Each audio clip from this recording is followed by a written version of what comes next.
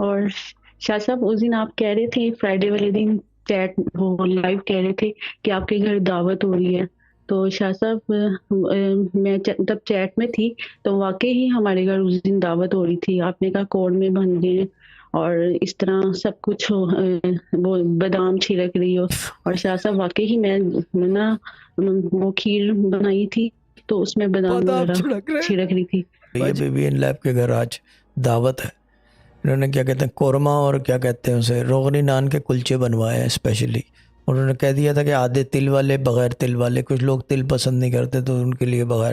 اور قورمہ بھی جو ہے کیا کہتے ہیں ایک بادام پستے والا, ایک بغیر بادام کا, اور ایک بغیر پستے کا, ایک میں نہ بادام نہ پستے. تو اس کے اندر صرف اوپر سے کاجو چھڑکا جائے گا پاؤڈر بنا کے.